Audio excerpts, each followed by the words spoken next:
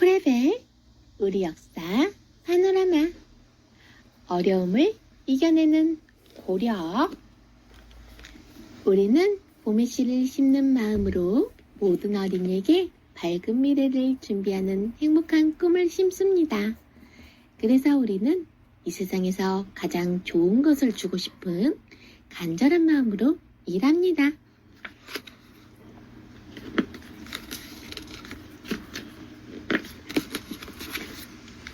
원나라의 힘에 눌린 고려. 원나라에 끝까지 맞서 싸웠던 군대인 삼돌초가 무너진 뒤 오랫동안 계속되던 원나라의 싸움이 끝났어요. 갈수록 힘이 세진 원나라는 고려를 얕잡아보기 시작했지요. 고려는 어쩔 수 없이 머리를 숙이고 원나라의 신하나라가 되었어요. 고려의 왕들은 제24대 왕인 원종 다음 왕부터 원나라를 받든다는 뜻으로 이름 앞에 충을 붙여야 했지요. 충렬왕, 충선왕, 충숙왕, 충혜왕, 충목왕, 충정왕의 이름에 충이 붙었지요. 이때부터 고려의 신하들은 왕을 폐하라고 부르지 못하고 전하라고 불렀습니다. 또한 고려 왕자들은 어린 시절을 원나라에서 보내고 결혼할 나이가 되면 원나라 공주와 결혼해야만 했답니다. 원나라의 사위나라 고려. 원나라는 원나라 사람을 고려 왕으로 세우지 않고 대신 고려를 원나라의 부마국으로 삼았어요. 부마란 사위란 뜻으로 고려가 원나라의 사위나라가 되었다는 뜻이랍니다. 고려 원종 때부터 고려에서는 왕자가 태어나면 곧바로 원나라로 보내져 어른이 될 때까지 살아야 했어요. 원나라로 간 왕자들은 어른이 되면 원나라 공주와 결혼하여 아기를 낳았지요. 그 아기가 고려 왕이 되어 고려 왕은 점점 원나라와 가까워졌답니다. 40년 동안이나 원나라를 막아낸 고려는 보통 나라가 아니다. 고려왕을 원나라 사람으로 만들어 다스리는 것이 훨씬 쉽겠군. 원나라 공주와 고려왕을 결혼시켜 사위로 삼아야겠다. 쿠빌라이. 원나라 공주를 왕비로 얻는다면 모두 고려 왕실을 두려워할 것이다. 원나라의 힘을 빌려 무신들을 모두 몰아내야겠다. 원종. 역사 플러스 원나라의 사위나라가 되어 바뀐 것들. 고려가 원나라의 사위나라가 되자 많은 것들이 바뀌었어요. 고려가 원나라보다 낮은 위치의 나라라는 것을 나타내기 위한 것이었어요. 원나라는 고려의 정치제도 또한 원나라와 비슷하다며 바꾸도록 했지요. 왕이 자신을 일컫는 말을 원나라 사위 되기 전에는 짐이라 불렀고 원나라 사위 나라가 된 후에는 고라고 불렀어요. 왕의 어머니는 태우에서 대비로 바뀌었고 신하들이 왕을 부르는 말은 폐하에서 전하로 바뀌었지요. 왕의 명령을 선지라고 하였는데 원나라의 사위나라가 된 후 왕지라고 바꿨어요.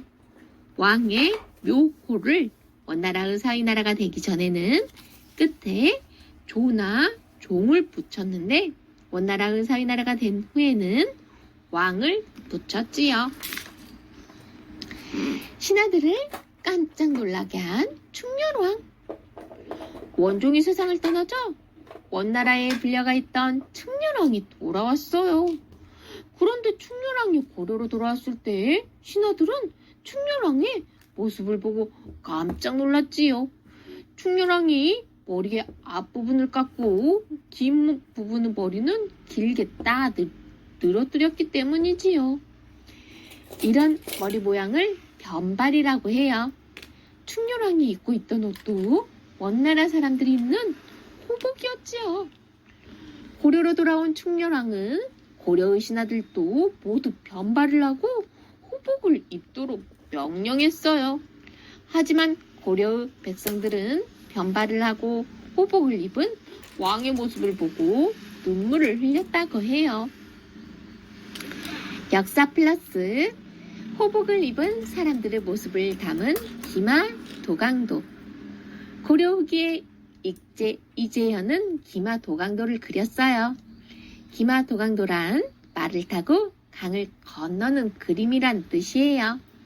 그림 속에서 호복을 입은 5명의 사람들이 추운 겨울에 얼어붙은 강을 건너는 모습을 볼 수 있지요.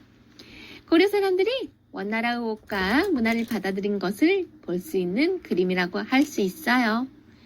이 그림은 공민왕의 천산대렵도와 함께 고려시대의 이름난 그림들 중 하나예요. 천산대렵도는 힘차게 발을 타고 달리는 모습이 생생하게 살아나는 표현으로 유명한데, 기마도강도는 부드럽고 꼼꼼한 표현이 훌륭하다는 평가를 받는답니다. 고려로 시집온 제국대장 공주. 충렬왕은 세자였을 때 정화공주와 결혼했지만 아버지 원종의 뜻에 따라 원나라에서 쿠빌라이의 딸인 제국대장 공주와 다시 결혼했어요. 결혼한 해에 원종이 죽자 충렬왕과 제국대장 공주는 함께 고려로 왔지요. 제국대장 공주는 고려에 처음으로 시집온 원나라 공주였어요.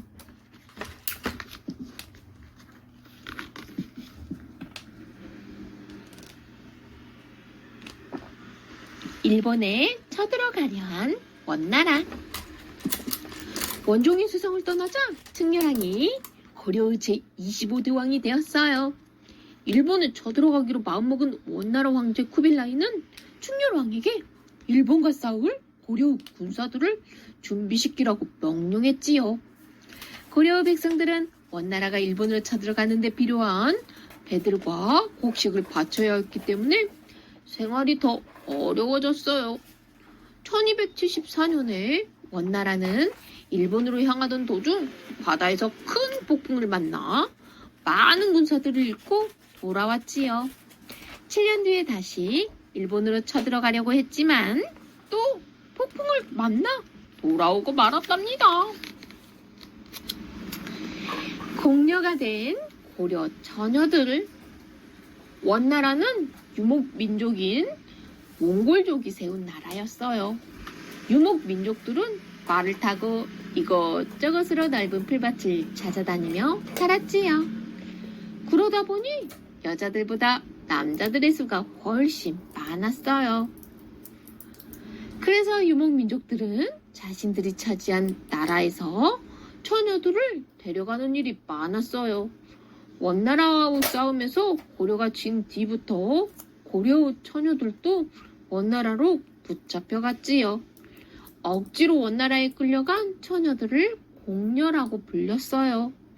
공녀들은 대부분 원나라 사람들은 하녀가 되어 힘들고 고되게 살아야 했지요. 고려 사람들은 딸을 공녀로 보내지 않으려고 10살도 채 되지 않은 여자아이를 서둘러 결혼시키기도 했지요. 우리 집에는 딸이 없어요. 원나라는 고려 처녀들을 원나라로 데려갔어요. 그래서 고려 사람들은 딸을 집에 숨겨놓고 밖에 나다니지 못하게 하거나 어린 나이에 시집을 보내기도 했답니다. 어느 누구에게도 우리 집에 딸이 있다는 것을 알리면 안 된다. 밖에 나갔다가 사람들이 너를 보면 큰일 난단다. 여자아이는 모두 원나라로 끌려가니 얼마나 무서운 일이니. 어머니, 저도 오라버니처럼 밖에 나가서 놀고 싶어요. 역사 플러스 공녀를 없애주세요. 고려시대에는 공녀로 뽑혀가는 처녀들 때문에 슬퍼하는 사람들이 많았어요. 그래서 신하들이 공녀를 없애달라고 앞다투어 글을 올렸지요. 글에는 백성들의 슬픔이 가득 담겨 있답니다. 공녀로 뽑히면 부모와 친척들이 모두 한 곳에 모여 우는데 밤낮으로 우는 소리가 끊이지 않습니다. 공로로 딸을 떠나보내는 날이면 딸의 옷자락을 잡아 끌다 엎어지기도 합니다. 슬피 울다 우물에 몸을 던지거나 목을 매 죽는 사람도 있습니다. 근심 걱정으로 기절하는 사람도 있고 피눈물을 흘리다 눈이 뻐는 사람도 있습니다. 탐나의 말. 원나라는 고려의 처녀들뿐만 아니라 말도 원나라로 보내라고 했어요. 지금은 제주도인 탐나는 1276년부터 원나라로 보낼 말을 키우는 목마장이 되었지요. 원나라는 탐나에 탐나 총관부를 두고 직접 다스렸어요. 충렬왕 때 탐나를 고려가 직접 다스리도록 했지만 목마장은 계속 원나라가 가지고 있었다고 해요. 고려 여자들은 강한 힘. 충렬왕 때 고려는 원나라의 오랜 싸움으로 많은 남자들이 죽었어요. 남자들이 부족해져 결혼을 하지 못하는 여자들이 많았고 이 여자들은 원나라의 공료로 가야만 했지요. 여자들의 미움을 받은 박유. 어느 날 박유라는 재상이 충렬왕에게 말했어요. 우리나라는 지금 남자보다 여자가 더 많사옵니다. 그런데 결혼하지 못한 많은 여자들이 원나라에 공료로 가고 있사옵니다. 벼슬아치들이 부인을 여러 드릴 수 있도록 하되 벼슬의 높낮이에 따라 드릴 수 있는 부인의 수를 정하는 것이 어떻게 싸웁니까? 부인들이 낳은 자식들도 차별하지 않고 벼슬을 할 수 있게 한다면 원망하는 사람들도 줄고 인구도 많이 늘어날 것이옵니다. 박유가 이러한 말을 했다는 것이 알려지자 고려의 여자들은 박유를 미워했어요. 박유가 왕을 모시고 연등회 행사에 갔을 때 한 할머니가 박유에게 손가락질을 하며 여러 명의 부인을 두자고 한 사람이라고 소리쳤지요. 그러자 주변의 모든 여자들이 박유에게 손가락질을 했지요. 고려시대에는 여자들도 남자들 못지않은 힘을 가지고 있었어요. 결혼을 하면 아내의 집인 처가에서 사는 사람들이 많았고 처가의 힘을 빌려 강한 힘을 갖게 된 사람도 많았어요. 벼슬아치들도 대부분 부인과 처가가 무서워 여러 명의 부인을 들이자는 박유 말에 찬성하지 못했지요. 끝내 박유의 의견은 고려 여자들의 강한 힘에 눌려 없었던 일이 되고 말았답니다.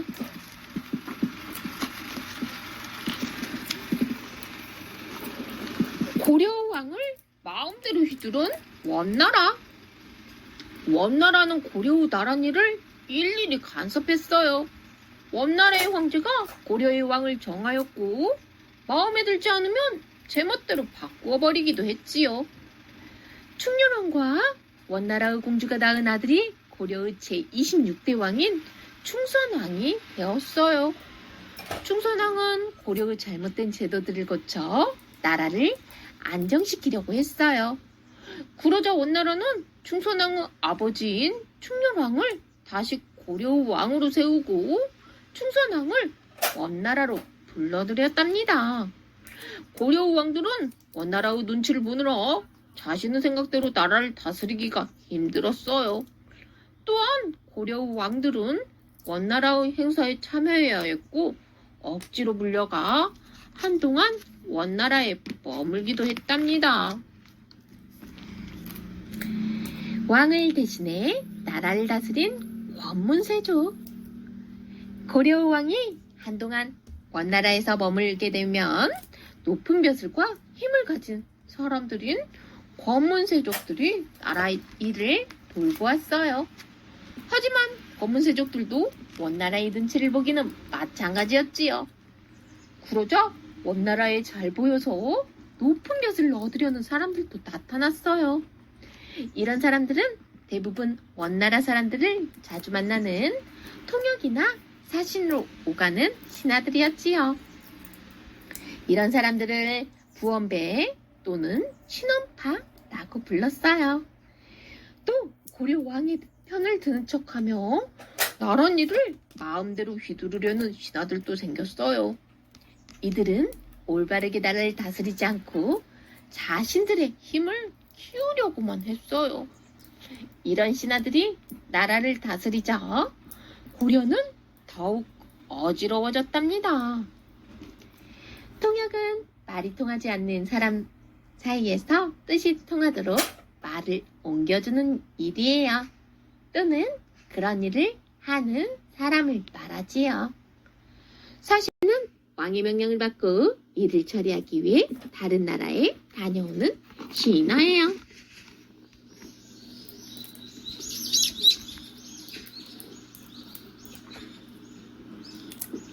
원나라로 돌아간 충선왕.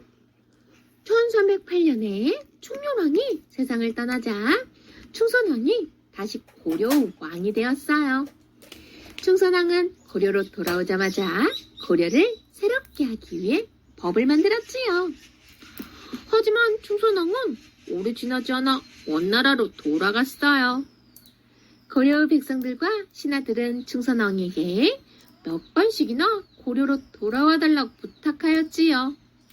이전에 충선왕이 원나라에서 모함을 받아 귀양을 가게 되었을 때 고려의 신하들이 힘을 모아 풀려나도록 애쓰기도 했지요. 그런데도 충선왕은 끝내 고려로 돌아오지 않고 둘째 왕자에게 왕의 자리를 넘겨주었어요. 원나라가 더 편했던 충선왕은 결국 1325년에 원나라에서 세상을 떠났답니다. 귀양은 죄를 지은 사람을 먼 곳이나 외딴 섬으로 보내어 그곳에서 살게 하는 법이에요. 무너진 고려의 경계. 원나라의 간섭으로 고려 왕이 나라를 바로 세우지 못하자 검은 세족들과 원나라의 편을 드는 사람들은 나라를 더욱 어지럽혔어요. 농사지을 땅이 모자라자 나라에서는 원나라의 전쟁으로 엉망이 된 땅을 농사짓기 좋은 땅으로 바꾸면 그 땅을 가지게 해주었지요.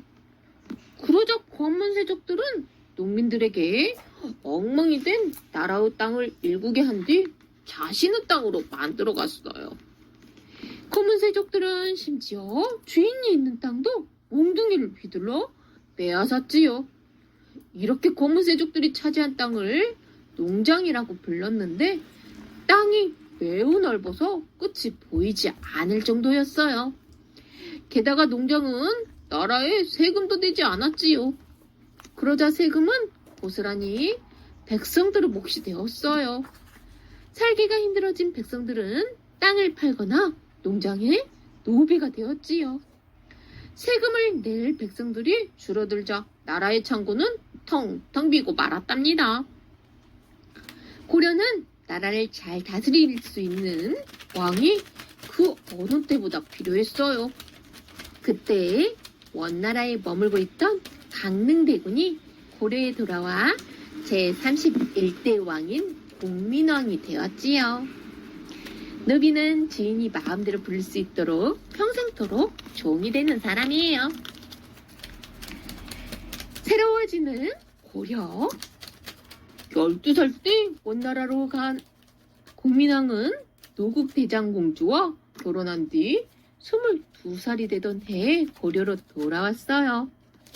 공민왕이 고려를 다스리기 시작할 때부터 원나라는 조금씩 힘이 약해지고 어지러워졌지요. 공민왕은 이 틈을 놓치지 않고 조금씩 고려의 것을 되찾기 위해 애썼지요. 공민왕은 자신이 먼저 옷과 머리 모양을 원나라식에서 고려식으로 바꿨어요. 또 온나라에 명령을 내려 변발과 호복을 하지 못하게 하였지요. 공민왕은 원나라 귀양의 힘을 믿고 나쁜 짓을 일삼던 기철의 무리도 쫓아냈어요. 이때 고려 백성들은 자신들의 마음을 노래하는 고려 가요를 즐겨 불렀고 여러 재미있는 이야기를 짓곤 했답니다. 변발은 남자의 머리를 뒷부분만 남기고 나머지 부분을 깎아 뒤로 쌓아들인 머리예요. 호복은 원나라를 세운 몽골 사람들이 입던 옷이지요. 고려 사람들의 노래 고려가요. 고려시대에도 사람들이 즐겨 부르던 노래가 있었어요. 이 노래는 사람들 사이에 입에서 입으로 전해져 내려왔는데 이것을 고려가요라고 불러요. 고려가요에는 그 시대의 분위기와 사랑, 슬픔, 희망 등 고려 사람들의 감정까지 담겨 있어요. 고려가요는 겉으로는 세상을 뛰어넘는 여유를 보여주지만 벼슬아치들을 괴롭힘에 힘들어하는 백성들의 모습이 잘 나타나 있지요. 고려가요는 문학적으로도 높이 평가받고 있답니다. 고려가요는 고려 소교와 경기체가로 나뉘어요. 역사 플러스 고려 소교. 고려 소교는 신라의 식구체 향가와 비슷한 형태로 식구체 향가가 더 나은 모습으로 바뀐 것으로 보여요. 고려 소교는 백성들이 부르던 노래로 지은이가 누구인지 알 수 없어요.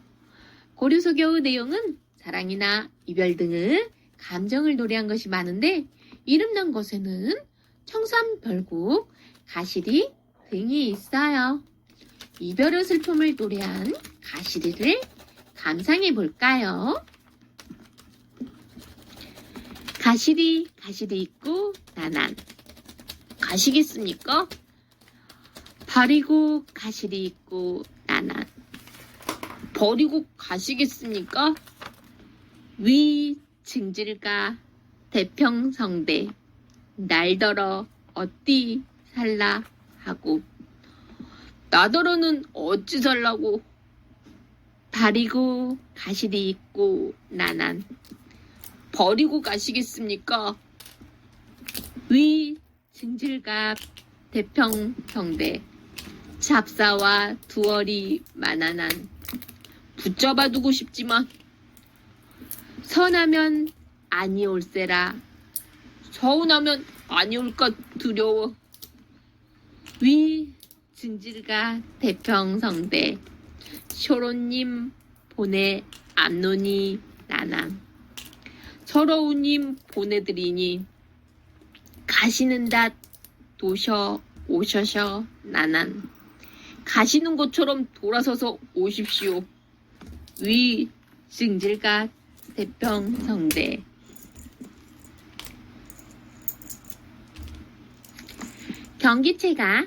경기체가는 경기어떠 한이 있고 또는 경기하여 라는 구절이 네 번째 구와 여섯 번째 구에 있어서 붙여진 이름이에요. 주로 귀족들의 화려한 생활, 자연의 아름다움, 유교적인 도덕 등을 노래하였지요. 고려부터 시작하여 조선의 제14대 왕인 선조 때까지 불려졌답니다. 시용 향악보 조선시대의 여건 고려 소교가 실려있는 책이에요. 근제집 경기체가 관동 별곡을 지은 안추구 글을 엮은 책이에요. 고려의 문학이란 생각이나 감정을 글로 표현하는 예술활동이에요. 고려시대에는 고려소교나 경기체가 같은 노래 말고도 여러 문학이 발달했지요. 태관문학. 고려 문학들 가운데 널리 알려진 것에는 소설로 밑바탕이 된 태관문학이 있어요. 고려시대에는 벼슬아치들이 백성들 사이에서 전해지는 이야기들을 모아서 책으로 만들었는데 여기에 이야기를 모으는 벼슬아치들의 생각이 들어가 독특한 문학이 된 것을 태관문학이라고 부르지요.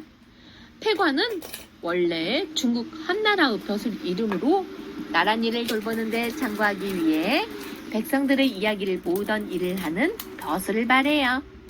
태관문학 가운데 이름난 작품은 이노 판지, 이재연의 여공패설 등이 있어요. 태관문학은 곧 가전문학으로 이어졌지요. 가전문학. 가전문학은 어떤 사물을 사람인 것처럼 꾸며 쓴 글이에요. 작가들은 가전문학을 통해 사람들에게 교훈을 주려고 하였어요. 가전문학으로 널리 알려진 작품에는 술을 의인화한 임춘우, 국순전, 대나무를 의인화한 이곡의 죽부인전 등이 있어요. 서화 선생집, 임춘우, 국순전이 실려있는 책이에요. 역사 플러스 글을 잘 썼던 고려의 벼슬아치들. 고려시대에 벼슬아치가 되려면 글을 잘 써야 했지요. 그래서 고려에는 글을 뛰어나게 잘 쓰는 사람들이 많았어요. 고려에서 으뜸가는 글솜씨로 꼽히는 이규보는 동국 이상국집, 백운소설 등 책을 남겼지요.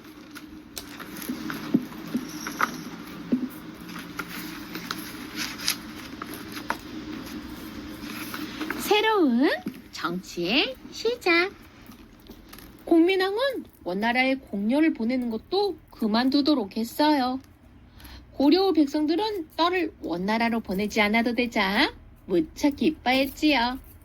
또한 공민왕은 원나라의 간섭에서 벗어나기 위해 정동행성을 없앴어요. 정동행성은 쿠빌라이가 일본에 쳐들어가기 위해 고려에 만든 관청이었는데 일본에 쳐들어가는 것을 그만둔 뒤로는 고려를 간섭하는 역할을 하였지요. 공민왕은 정치제도도 옛날 고려의 것으로 다시 바꿨어요. 고려의 정치제도는 원래 이성 육부제였지만 원나라가 황제의 나라만 쓰는 제도라고 우겨서 쓰지 못했는데 공민왕이 다시 되돌린 것이었지요. 공민왕은 또한 고려가 원나라의 연호를 쓰는 것도 그만두었어요. 원나라의 간섭에서 벗어나려는 공민왕의 노력 덕분에 고려는 서서히 힘을 되찾는 것처럼 보였어요. 연호는 1년, 2년, 해의 차례를 나타내기 위해 붙이는 이름으로 한 왕이 나라를 다스리는 기간을 나타냈어요. 우리나라의 힘이 약할 때는 중국의 연호를 써야 했지요. 궁녀에서 황후가 된 기씨.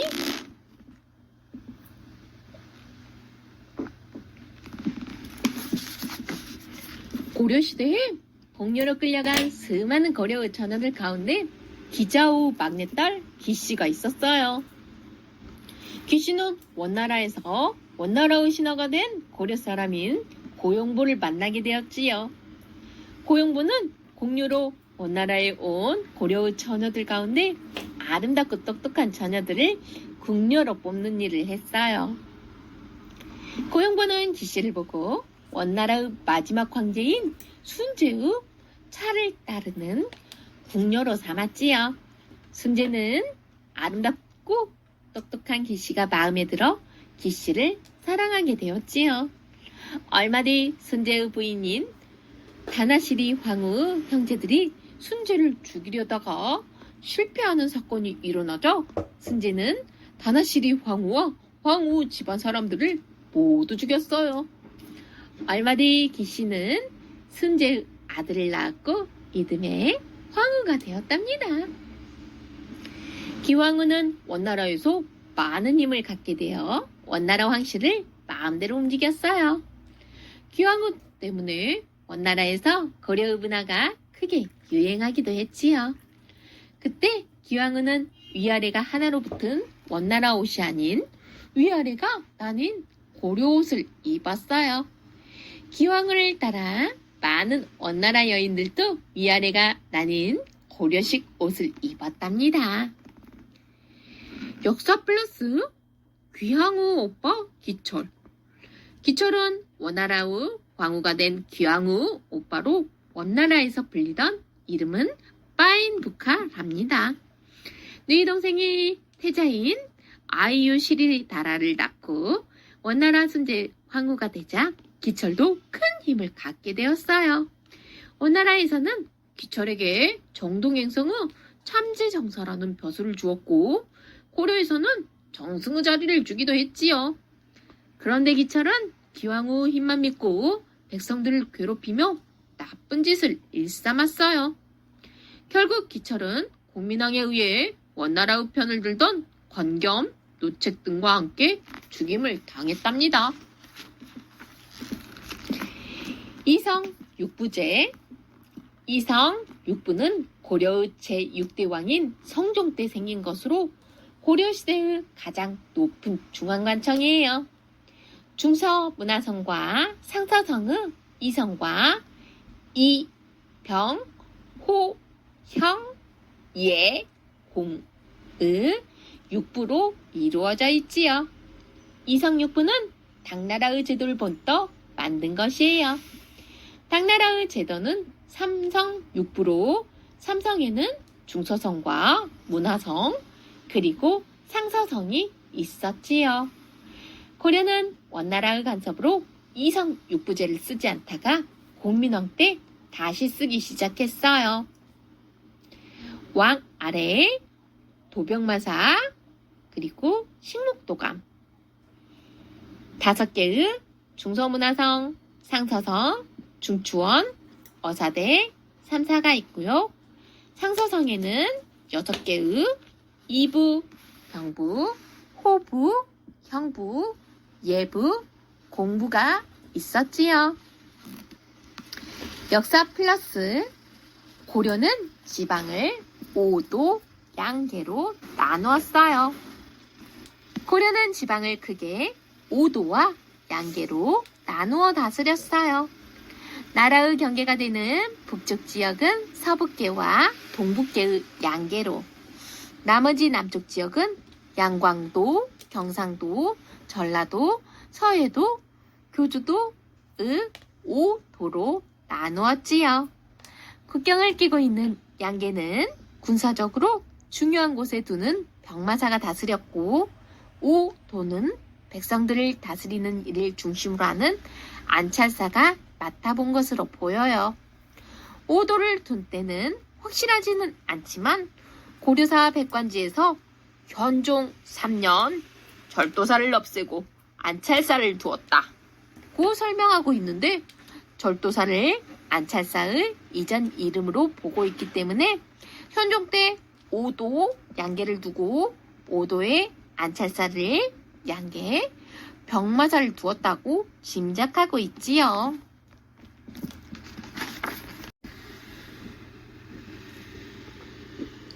꿋꿋하게 맞선 공민왕. 공민왕은 빼앗겼던 땅을 되찾기 위해서도 힘썼어요.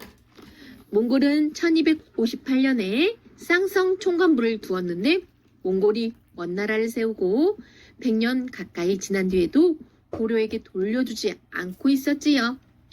그래서 공민왕은 유인우에게 쌍성 총관부에서 원나라를 몰아내도록 했지요. 이렇게 공민왕이 고려에서 원나라의 흔적들을 하나씩 없애자 원나라 편을 들던 무리들이 좋아할 리가 없었어요. 원나라도 공민왕을 못마땅하게 여겨서 공민왕을 몰아낼 속셈을 가지고 기회를 엿보았지요. 그러던 중 고려의 왜구가 쳐들어와 백성들의 재산을 빼앗고 해치는 일이 잦아졌어요. 고려는 왜구 때문에 세금을 얻은 국식을 옮겨 나르는 배인 조운선도 움직일 수가 없어서 나라의 살림이 많이 어려워졌지요. 쌍성 총관부는 원나라를 세운 몽골이 천령 북쪽 땅을 다스리기 위해 든 관청이에요. 왜구는 13세기부터 16세기까지 우리나라와 중국의 바닷가에서 약탈을 일삼던 일본 해적이에요.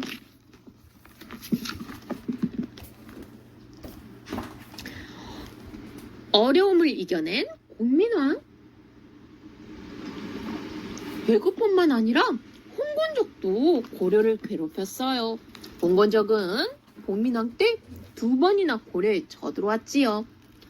홍건적의 침략으로 나라가 어지러운 틈을 타서 공민왕에 반대하던 무리들이 공민왕을 죽이려고 했어요. 그때 공민왕을 닮은 신하인 안도치가 대신 죽어서 공민왕은 목숨을 구할 수 있었지요. 원나라도 공민왕을 몰아내려고 했어요. 원나라에 머물던 덕훈군을 고려의 새로운 왕으로 세우고 고려로 쳐들어가게 했지요. 이성계와 최영이 덕훈군 무리를 물리친 덕분에 공민왕은 고려를 계속 다스릴 수 있었지요. 흥건적은 원나라에 반대하여 들고 일어난 농민 반란군이에요. 머리에 붉은 수건을 길렀다고 해서 홍건적이라고 불리지요. 따뜻한 옷을 입게 해준 목화. 이성계와 최용이 덕훈군의 무리를 물리친 뒤 원나라로 떠났던 고려 여러 신하들이 고려로 돌아왔어요. 그 가운데 한 명인 문익점은 원나라에서 목화씨를 가져왔지요. 그리고 장인 정천익과 함께 고향에서 목화씨를 심어 기르는데 성공했어요. 목화는 인더스강 가까이에서 처음 기르기 시작했다고 하는데 인도의 목화가 원나라로 전해진 것이었지요. 문익점이 원나라에서 가져와 기른 목화는 곧 여러 곳곳에 퍼졌어요. 그때 고려는 추운 겨울이 되면 귀족들은 비단 옷을 입었지만 가난한 사람들은 모시옷이나 삼배옷으로 추위를 견뎌야만 했지요. 그런데 목화가 고려에 퍼지면서 가난한 사람들도 옷감 안에 솜을 넣어 만든 옷인 솜옷을 입을 수 있게 되었답니다. 문익점은 경상남도 산청에서 태어났어요. 문익점이 고려의 벼슬자리에 있을 때 고민왕은 원나라에 맞서고 있었지요. 원나라가 고민왕 대신 덕훈군을 왕의 자리에 올리려고 하자 고민왕은 원나라에 벼슬아치들을 보냈는데 이때 문익점도 원나라에 가게 되었어요. 문익점이 원나라에서 어떻게 지냈는지 확실하게 알려져 있지 않아요. 고려사에는 문익점은 덕훈군의 편이 되었는데 덕훈군이 지고 난 뒤 목화씨를 가지고 고려로 돌아왔다고 기록되어 있어요. 태조실록에는 원나라에서 돌아올 때 목화씨를 주머니에 넣고 돌아왔다고만 쓰여 있지요. 하지만 문익점의 집안에서 펴낸 책인 사무당 실기에는 문익점이 덕훈군과 원나라 순제의 협박에 넘어가지 않아 중국의 남쪽인 운남 지방으로 귀향을 갔다가 고려로 되돌아오는 길에 목화씨를 가져왔다고 쓰여 있어요. 문익점이 목화씨를 고려에 들어온 것에 대해 여러 가지 이야기가 있지만 문익점이 목화씨를 우리나라에 들여온 것은 틀림없는 사실이랍니다. 면작 기념비.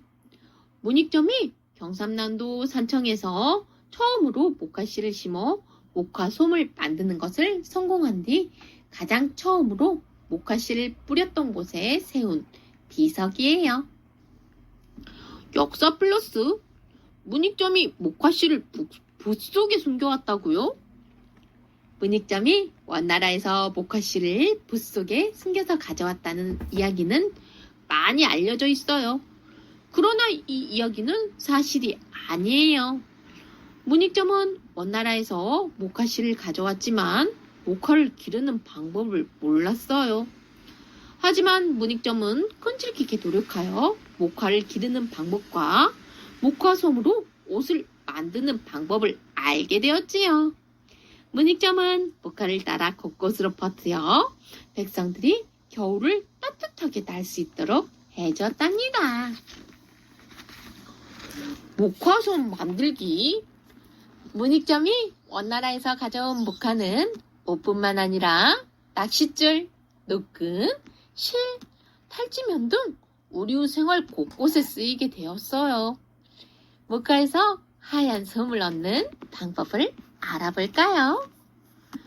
1. 목화 열매가 다 익으면 껍질이 터지면서 구름 같은 솜이 모습을 드러내요. 2. 목화에서 씨앗을 빼내는 씨앗라는 도구를 가지고 손잡이를 돌리면 뒤로는 솜이 나오고 앞으로는 씨가 빠지지요. 3. 물레에 솜을 넣고 실로 뽑아내면 옷을 만들 수 있어요. 역사 플러스 모카가 들어오기 전 우리나라에서 사용한 옷감. 삼배. 삼배는 삼이라는 식물의 껍질로 만든 옷감이에요. 우리나라에서는 고조선 시대부터 옷을 만드는데 삼배를 썼다고 해요. 삼배는 자외선을 막아주고 병균이 들어오지 못하게 해준답니다. 사람이 죽었을 때도 삼배로 스의를 만들어 입히지요. 모시. 모시는 모시푸르 줄기 껍질로 만든 옷감이에요. 우리나라에서는 삼국시대부터 모시 짜는 기술이 매우 발달했어요. 통일된 뒤 신라에서는 모시를 다른 나라에 팔기도 하고 각 나라에 선물로 보내기도 했어요. 모시는 소박하고 단아한 멋을 즐기는 우리 민족이 무척 좋아하는 옷감이에요. 바람이 잘 통하기 때문에 여름용 옷감으로 많이 쓰였답니다. 비단.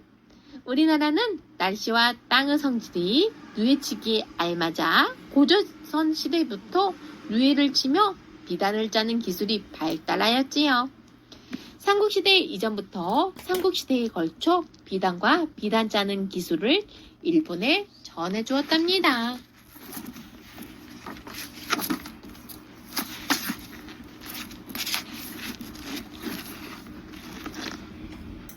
명나라를 가까이 한 신흥 사대부. 공민왕은 유학을 크게 일으키고 싶었어요. 그때 나라에서 세운 학교인 국자감에서는 유학과 기술학을 가르쳤지요. 공민왕은 국자감의 이름을 성균관으로 바꾸고 많은 학자들과 함께 나라를 새롭게 하려는 뜻을 품었지요. 성균관에서는 유학을 공부하고 성리학을 받아들여 따르는 학자들을 신흥사대부라고 불렀어요. 신흥사대부들은 나라를 어지럽게 했던 권문세족들의 잘못을 따지고 권문세족들이 백성들에게 빼앗은 땅을 조사하여 원래 주인들에게 돌려주어야 한다고 주장했어요. 그때 중국에서는 원나라가 북쪽으로 밀려나고 남쪽에서 일어난 명나라가 강해지고 있었지요. 명나라는 홍건조구 우두머리인 주원장이 세운 나라였지요. 신흥사대부들은 명골족이 세운 원나라를 멀리하고 한족이 세운 명나라와 사이좋게 지내야 한다고 생각했어요. 성균관은 나라에서 세운 유학을 공부하는 학교예요. 한족은 옛날부터 중국에서 살아온 사람들로 중국 사람들은 대부분이 한족이지요.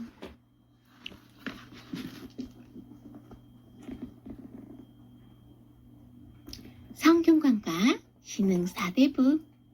성균관은 고려 노빈 개경에 있었어요. 성균관은 유학 한 종류인 성리학을 공부하는 신하들을 뽑기 위한 학교로 이곳에서 이성계를 도와 조선을 세운 사람들인 신흥사대부가 점차 힘을 키웠답니다. 국자감과 성균관. 고려에는 나라에서 만든 국자감이라는 학교가 있었어요. 하지만 점차 개인이 세운 학교인 사학이 크게 유행하여 국자감은 제 역할을 하지 못했지요.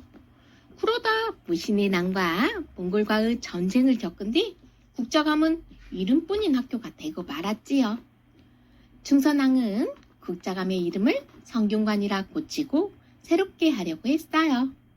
공민왕 때는 다시 국자감으로 고쳤다가 1362년에 다시 성균관으로 바꾸고 더 늘려지었답니다. 새롭게 나라를 이끌어갈 뛰어난 사람들을 키우고자 하는 간절한 마음 때문이었지요. 신흥사대부. 신흥사대부들은 대부분 지방의 벼슬아치인 향리 집안의 사람들이었어요. 향리는 지방 사람들 가운데 뛰어난 사람을 뽑아 그 지방을 다스리게 했던 벼슬이에요. 신흥사대부는 큰 힘을 갖지 못했고 부자도 아니었어요. 하지만 백성들을 다스리는 신분이었기 때문에 일반 백성들처럼 농사에 매달리지 않고 자식을 공부시킬 수 있었지요. 열심히 공부한 향리의 자식들은 과거를 보아 벼슬아치가 되어 신흥사대부가 되었어요. 국민왕이 나라를 다스리면서 권문세족들을 억누르자 신흥사대부들이 힘을 갖게 되었지요. 신흥사대부들은 국민왕을 도와 고려를 새롭게 바꾸는 일에 앞장섰어요. 이름난 신흥사대부 정도전.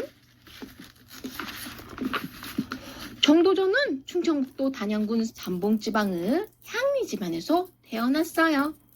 정도전의 아버지가 과거에 합격하여 벼슬아치가 되면서 정도전의 집안은 신흥사대부가 되었지요. 정도전은 고려의 뛰어난 학자였던 목은 이색에게 글을 배우고 1360년에 과거에 합격하여 벼슬에 나아가게 되었어요. 성리학을 공부한 신흥사대부였던 정도전은 불교를 멀리하고 명나라와 친하게 지낼 것을 주장하였지요. 고려 말기에 나라가 어지러워지자 정도전은 이성계를 도와 새로운 나라인 조선을 세우는데 힘을 모았답니다.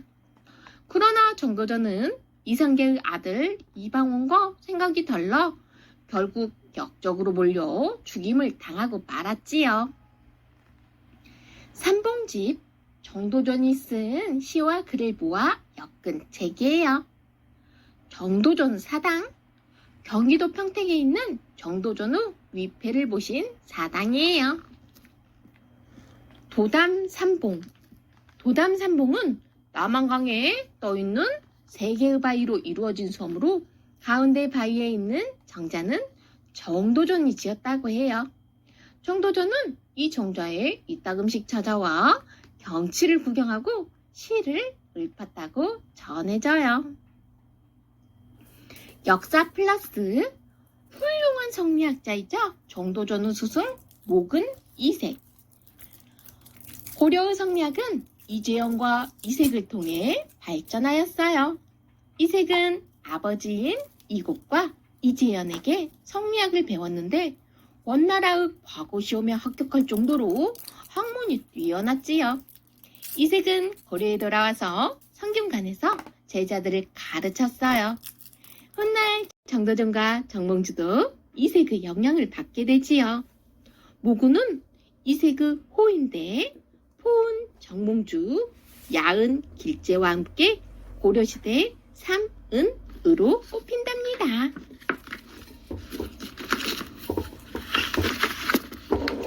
흔들리는 공민왕.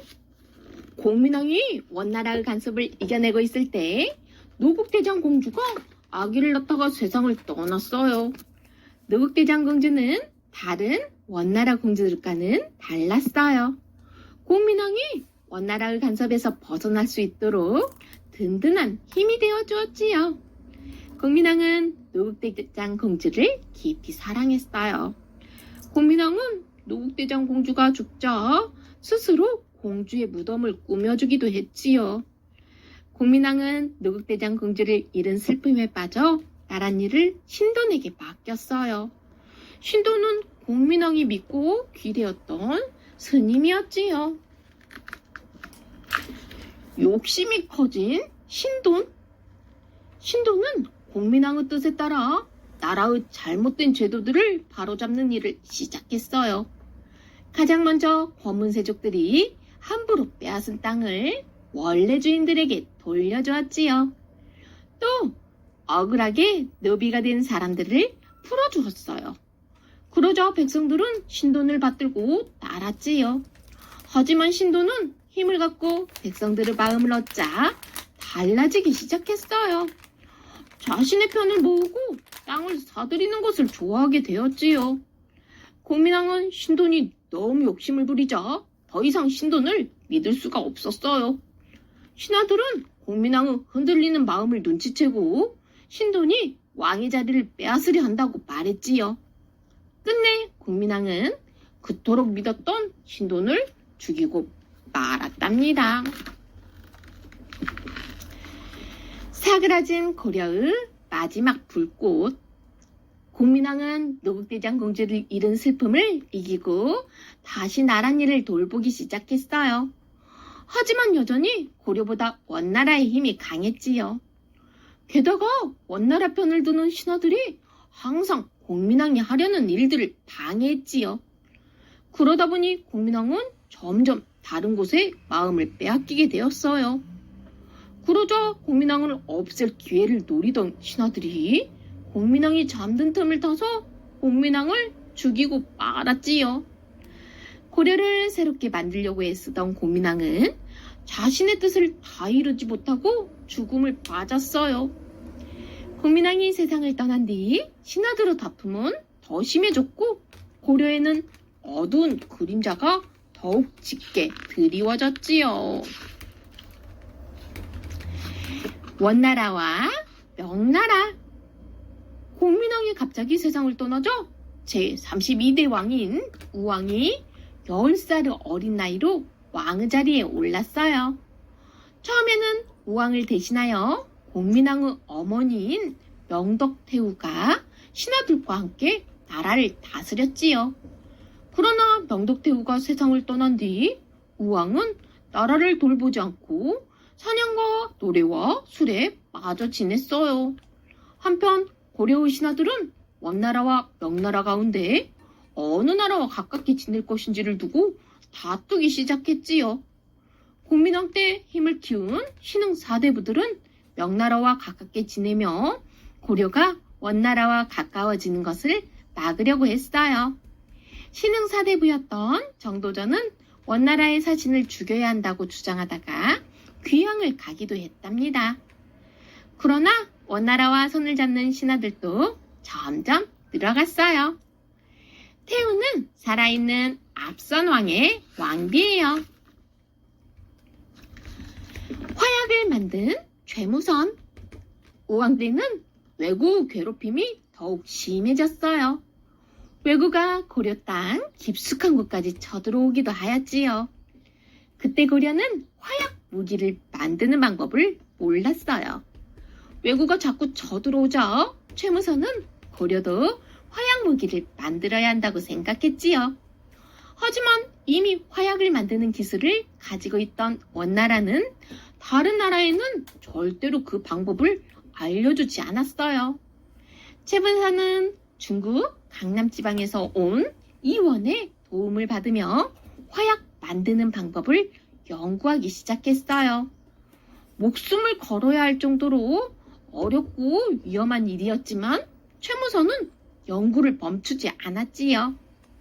오랫동안 애쓴 끝에 마침내 최무선은 화약을 만들어냈어요. 우왕은 최무선의 의견을 받아들여 화약과 대포를 만드는 관청인 화통도감을 세웠답니다. 그 뒤로도 최무선은 화통도감을 맡아보며 화약에 대한 연구를 계속했지요. 화약은 열이나 힘을 받으면 갑자기 큰 소리를 내며 터지는데 다른 것을 때려 부수는 힘이 무척 세요. 화통도감. 화약을 만든 최무선은 화통도감에서 다양한 화약 무기들을 만들었어요.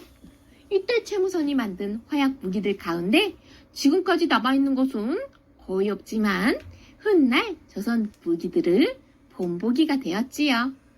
화통도감이 생기자 폭탄인 진력포통, 로켓처럼 화약을 쏘는 주화, 신호를 보내는 데 쓰는 심포 등 많은 화약 무기들이 짧은 시간 안에 만들어졌어요. 이러한 화약 무기들은 왜구를 물리쳤을 뿐만 아니라 이성계가 홍건적을 물리치고 조선을 세우는 데에도 큰 역할을 했지요. 또 최무선이 만든 강한 화약 무기는 계속 전해져 임진왜란 때 더욱 널리 쓰였어요. 이순신이 왜군을 물리칠 때 만든 거북선과 강한 무기들, 행주대첩 때 권율이 행주산성을 지켜냈던 무기들도 모두 최무선이 만들어낸 화약 무기들에서 비롯된 것들이지요. 최무선은 죽기 전에 화약 무기를 만드는 기술을 화약 수련법과 화포법이라는 책으로 남겼지만 지금은 전해지지 않는답니다. 역사 플러스 고려시대 여러 무기들. 주화. 주화는 달리는 불이란 뜻으로 지금은 로켓과 비슷해요. 세종 때 만들어진 신기전이라는 무기는 주화를 좀 더 발전시켜 만든 것이랍니다. 진료포통. 진료포통은 나무로 만든 공 모양의 통에 쑥과 화약을 넣은 다음 던지면 폭발하는 무기예요. 오늘의 수류탄과 비슷하지요. 외교를 물리친 화포. 충경왕 때부터 왜구가 더 자주 쳐들어왔어요. 2년 동안에 왜구가 무려 11번이나 쳐들어왔다는 기록이 남아있지요. 왜구가 국민왕 때에는 115번, 우왕 때에는 14년 동안 378번이나 쳐들어왔다고 해요. 겁이 없어진 왜구가 육지까지 쳐들어오자 신하들 사이에서 도읍을 옮기자는 말까지 나올 정도였답니다. 1380년 전라도와 충청도 앞바다에 왜구가 배 500척을 이끌고 나타났어요. 최무선이 화통도감을 만들고 화포 등의 화약 무기들을 만들어낸 지 3년이 지난 뒤였지요. 최무선은 화약 무기들로 무장한 배들을 이끌고 왜구 앞에 나아갔어요. 그리고 무시무시한 화약 무기들로 순식간에 왜구의 배들을 모두 불살랐지요. 1383년에 왜구가 120여 척의 배를 이끌고 다시 쳐들어왔지만 고려는 47척의 배로 또다시 왜구를 물리쳤지요. 왜구를 무찌르는데 누구보다도 재무선의 역할이 컸답니다. 역사 플러스 화약을 만드는 3가지 재료.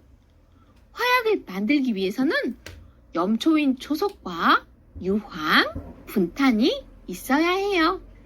최무선은 중국 사람인 이원으로부터 흙에서 염초를 얻는 방법을 배웠답니다. 조선시대에 김진남이 지은 과학책인 신전자초방에는 김진남이 중국 베이징에 가서 배우고 연구한 화약 만드는 새로운 방법이 적혀 있어요. 신전자초방에 소개된 화약 만드는 재료들 가운데 염초, 초석을 얻는 방법을 살펴볼까요? 1. 흙을 준비해요. 2. 흙과 재를 같은 양으로 섞어요. 3. 오줌을 섞어요. 4. 말등을 말려 흙 위에 덮고 불에 태워요. 5. 태운 흙을 걸러낸 물을 3번 끓여 식히면 염초가 만들어지지요.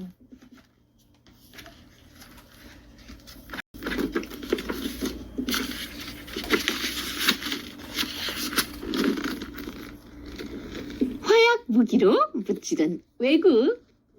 최무선이 만든 화약 무기는 왜구를 무찌르는데 큰 도움이 되었어요.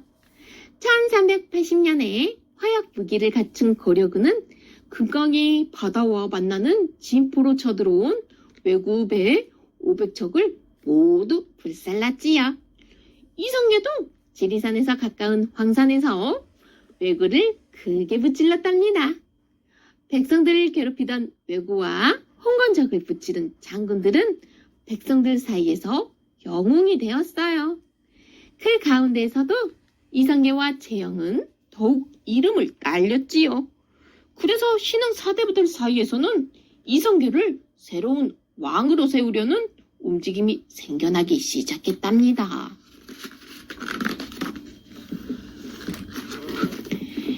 요동 공격을 두고 싸우는 이성계와 최영. 최영은 황금보기를 돌같이 하라는 말을 굳게 지키는 곧고 충직한 장군이었어요.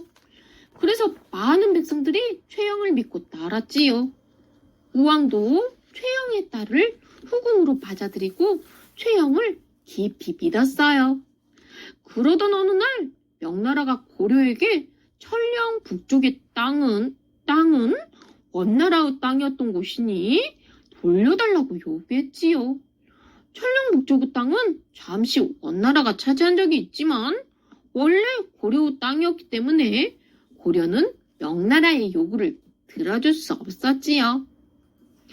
촬영은 함경남도 안변 지역이에요. 명나라의 요구를 두고 고려의 신하들은 둘로 나뉘었어요. 이성계는 명나라와 전쟁하지 않는 것이 좋겠다고 주장했지요. 그러나 최영은 이번 기회에 명나라의 간섭에서 완전히 벗어나자며 요동을 치자고 했어요.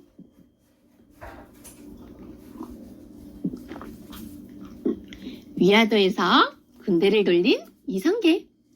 이성계는 우왕에게 4가지 이유를 들어 명나라와 싸우지 않는 것이 좋다고 말했지요. 첫째로 작은 나라가 큰 나라를 거스를 수 없고, 둘째로 여름에 백성들을 군대로 보내면 농사를 지을 수 없다고 했어요. 셋째로 요동을 치는 동안 왜구가 또다시 쳐들어올 수 있고, 넷째로 장마철에 군대를 돌보는 것은 어려움이 많다고 했지요. 이 4가지 이유를 사불가론이라고 해요. 하지만 깊이 생각하던 우왕은 결국 요동을 치라는 명령을 내렸어요. 이성계는 어쩔 수 없이 군대를 이끌고 요동으로 출발했어요. 그런데 이성계는 장마를 만나 더 이상 앞으로 나가기가 힘들어졌지요. 이성계는 2번이나 요동을 공격하면 안 된다는 글을 올렸지만 우왕은 마음을 바꾸지 않았어요. 그러자 이성계는 요동을 향해 가던 길에 위화도에서 군대를 되돌려 개경으로 돌아왔답니다. 위화도는 지금의 평안북도 의주에 있는 섬이에요. 개경은 지금의 개성이에요. 원나라는 지는 해, 명나라는 뜨는 해. 세계에서 가장 강하고 큰 나라였던 원나라도 끝내 무너지고 말았어요. 원나라의 마지막 황제였던 순제는 나랏일을 돌보는데 관심을 두지 않았지요. 그러자 나라의 사정은 갈수록 나빠졌고, 이에 순제의 아들인 태자는 순제를 황제의 자리에서 몰아내려고 하였어요. 나라하는 사정이 어지러워지자 이때를 틈타 원나라를 무너뜨리기 위해 곳곳에서 반란이 일어났지요. 결국 원나라는 명나라를 일으킨 주원장에게 밀려 북쪽으로 쫓겨나고 말았답니다. 역사 플러스 우왕은 정말 무능했나요? 고려가 안팎으로 어지러운 가운데 공민왕이 죽고 우왕이 고려왕이 되었어요. 조선을 세운 사람들이 쓴 고려사에 따르면 우왕은 능력이 없고 약한 왕이라고 나와 있어요. 하지만 그런 우왕의 모습은 조선을 세운 사람들이 새 나라를 세운 것이 마땅한 일이라고 이유를 대기 위해 꾸며낸 것일 수도 있어요. 우왕은 당시 최영과 신흥사대부들의 의견을 모아 14년 동안 나라를 다스렸지요. 그때 명나라가 고려에게 겁을 주기 시작했어요. 명나라는 원나라의 사위나라였던 고려를 적으로 생각하였지요. 고려가 언제든지 명나라에 쳐들어올 수 있다고 여기고 고려의 땅까지 빼앗으려고 하였지요. 우왕은 촬영을 명나라에게 줄 것인지 맞서 싸울 것인지를 두고 깊이 생각했어요. 우왕은 이성계와 최영을 믿었고 또한 최무선이 만든 화약과 화약 무기들이 있어 싸움에서 이길 자신이 있었지요. 그래서 우왕은 이성계에게 명나라의 요동을 쳐들어가라고 명령했어요. 그러나 이성계가 위화도에서 돌아와 고려는 싸워보지도 못하고 요동을 차지하려는 계획을 접을 수밖에 없었지요. 명나라는 이성계가 위화도에서 돌아온 뒤로 촬영을 달라는 요구를 더 이상 하지 않았어요. 고려가 요동을 차지하려고 위화도까지 가지 않았다면 명나라가 끊임없이 촬영을 달라고 했을지도 모를 일이랍니다. 이성계와 최영. 역사 속의 큰 인물인 이성계와 최영은 고려의 강한 장군으로 알려져 있어요. 얼마나 강했는지 전해오는 이야기를 통해 살펴보아요. 이성계의 얽힌 이야기. 태조실록에는 태조 이성계의 활솜씨에 대한 기록이 있어요. 태조가 젊었을 때 정한옹주가 담 모퉁이에 5마리의 까마귀들이 앉아있는 것을 보았다. 정한옹주가 태조에게 까마귀를 쏘아달라고 부탁하자 태조가 단 한 번 쏘니 까마귀 5마리의 머리가 모두 떨어졌다. 태조가 일찍이 한여름 더위에 냇물에서 목욕을 하고 난 뒤 냇가 가까이의 큰 숲에 앉아 있었다. 한 마리의 담비가 달려나와서 태조가 급히 화살을 쏘니 맞아서 쓰러졌다. 또 한 마리의 담비가 달려나오므로 화살을 쏘니 이에 담비가 계속 줄지어 나왔다. 20번이나 쏘아 모두 죽였으므로 도망하는 놈이 없었으니 그 활솜씨가 매우 신통하였다. 최영이 얽힌 이야기. 최영이 홍산에서 왜구를 물리칠 때의 일이었어요. 최영은 왜구가 쏜 화살이 입술에 박혀 피가 흘렀지만 얼굴빛도 변하지 않고 왜구를 무찌른 뒤에 화살을 뽑았어요. 최영이 왜구를 물리치고 돌아오던 길이었어요.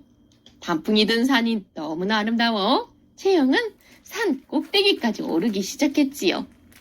그런데 커다란 바위가 나타나 앞으로 더 오를 수가 없었지요. 최영이 긴 칼을 뽑아 바위를 베는 순간 바위가 양쪽으로 쪼개지면서 길을 열었다고 해요. 이 바위를 장도바위라고 부른답니다. 최영의 무덤. 경기도 고양에 있는 최영의 무덤이에요. 한동안 풀이 나지 않아 사람들이 붉은 무덤이라고 불렀다고 해요.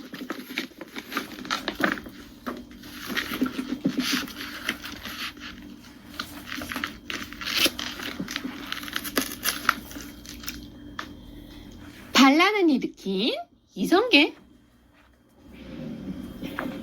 이성계가 위화도에서 군대를 돌려 개경으로 돌아오고 있다는 소식이 전해졌어요. 왕의 허락도 없이 군대를 돌린 것은 반란이 일어났다는 뜻이에요.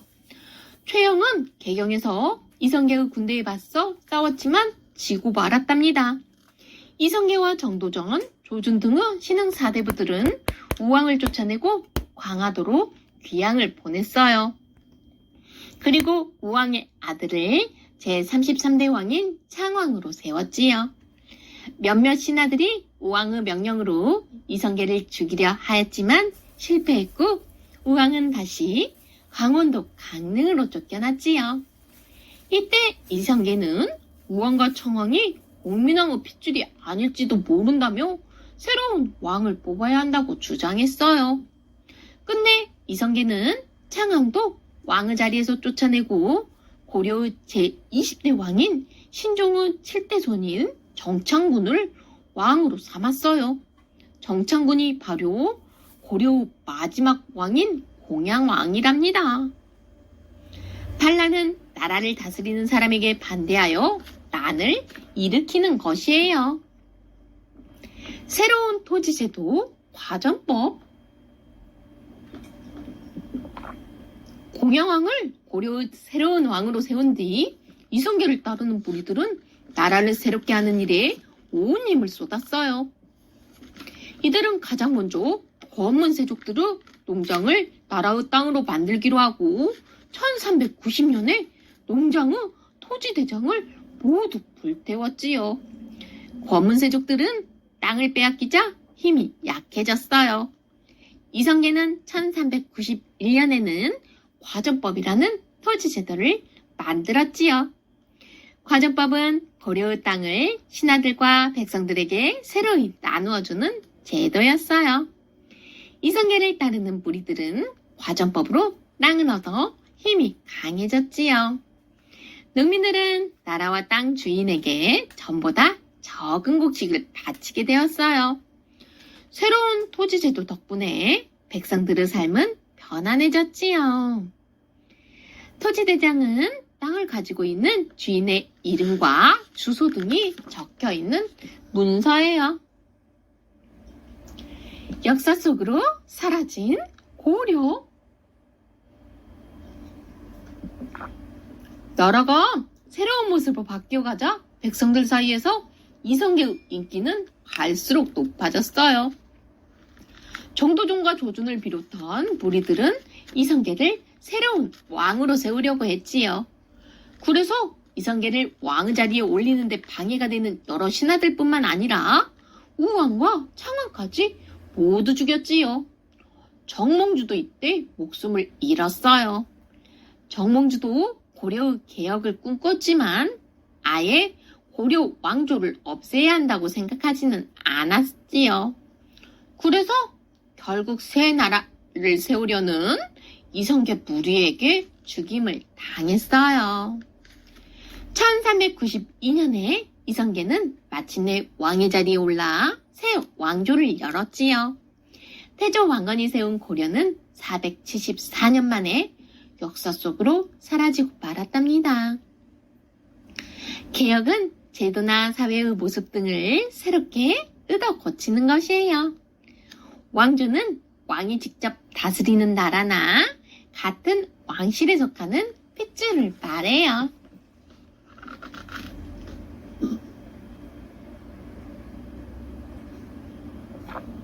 우리나라 역사 고려시대 918년 왕건이 고려를 세움 926년 발해가 거란에 의해 무너짐 935년 경순왕이 고려에 항복하여 신라가 무너짐 936년 고려가 후삼국을 통일함 958년 고려 광종이 과거 시험을 실시함 992년 고려 성종이 국자감을 세움 996년 서희가 압록강 남쪽에 강동육주를 모두 설치함 1033년 고려 독종이 천리장성을 쌓기 시작함 1034년 고려 독종 때 7대 실록이 완성됨 1076년 고려 문종이 정치와 경제제도를 완성함 1107년 윤관이 별무반을 만들어 여진족을 물리침 1126년 이자겸이 반란을 일으킴 이자겸의 난 1135년 묘청이 반란을 일으킴 묘청의 난 1145년 김부식이 삼국사기를 펴냄 1170년 무신들이 반란을 일으킴 무신의 난 1198년 노비만족이 반란을 일으킴 만족의 난 1219년 고려와 몽골이 형제의 맹약을 맺음 1231년 몽골이 고려에 쳐들어오기 시작함 1234년 금속활자로 상정고금 애문을 펴냄 1236년 강화도에서 팔만대장경을 만들기 시작함 1281년 이련이 삼국유사를 펴냄 1351년 국민왕이 고려 제31대 왕이 됨 1363년 문익점이 원나라에서 목화씨를 가져옴 1377년 직지심체 요절이 금속 괄자로 인쇄됨 1388년 이성계가 위화도에서 군대를 돌림 위화도 회군 1389년 박위가 스시마 섬에서 왜구를 물리침 1391년 이성계가 토지제도로 과전법을 시작함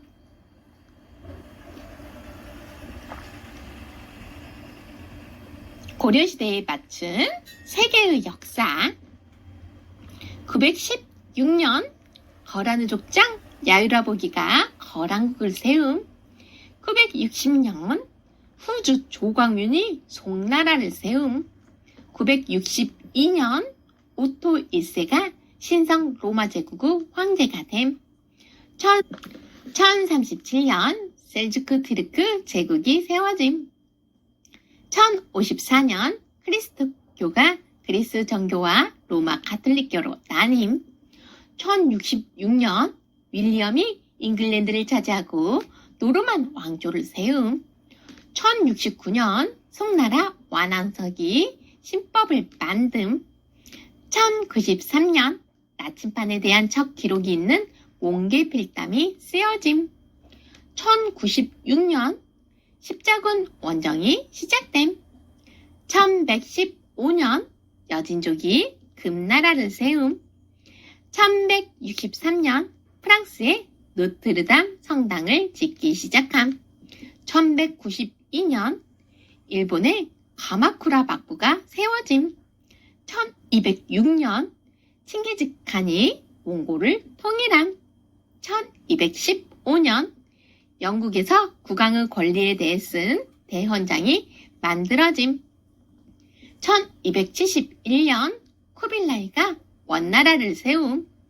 1299년 마르코폴로가 동방견문록을 펴냄. 1302년 프랑스에서 삼부회가 만들어짐. 1309년 로마 교황청이 남프랑스 아비뇽으로 옮겨짐. 아비뇽 유수. 1338년 영국과 프랑스가 백년전쟁을 시작함. 1368년 주원장이 명나라를 세움.